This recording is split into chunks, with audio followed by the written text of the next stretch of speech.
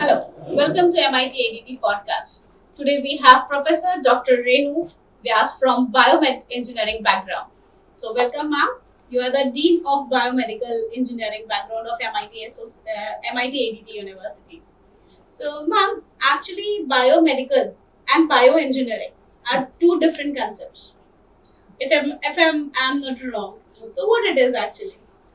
Yeah, so it depends on how that particular institute defines it as. So I will let me introduce you to the broader term of bioengineering. Bioengineering basically means that when we are mixing the principles of biology with technologies provided by engineering and vice versa. Okay. So at our school, when we talk about bioengineering, we are not just talking about engineering with regard to say prosthetics or signal processing. We are also talking about engineering at the cellular and molecular level.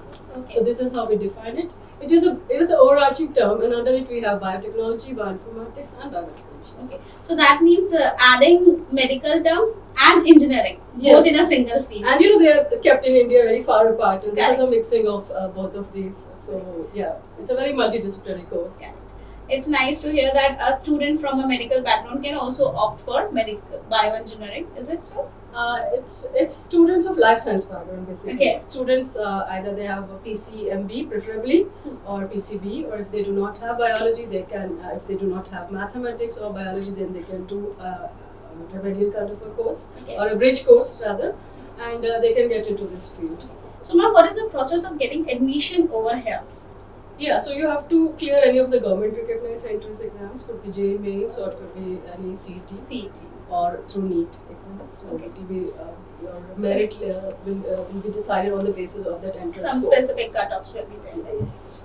That's nice. So, ma'am, after completing your bioengineering, what are the future scopes for the students where they can get which type of companies they can opt for? Yeah. So there's the scope is very wide, and there are a lot of opportunities. We have got 5 batches passed out with very good placements. Wow. And they've got placements in Capgemini, they've got in Tata Elxsi, in Medtronics, and also in biotech companies like Prash or Lupin, and also into bioinformatics companies like Strand Genomics. So it is very vast. Also into bio-IT companies. That's nice. Yes. So, and any ma'am specific course they have to go ahead, like any certification course or any No, the company course, or the yeah, so let me organizations? tell you, I'm very happy to tell that, even before we started this course, we had a lot of connect with the industries.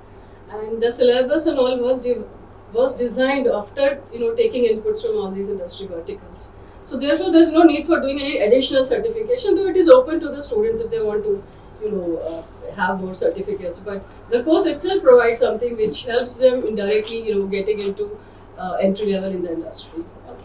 Yeah. So that's nice. So we'll get back to you soon, ma'am. Yeah. Thank you so much for coming. Thank you. Thank you everyone for podcast MIT ADT.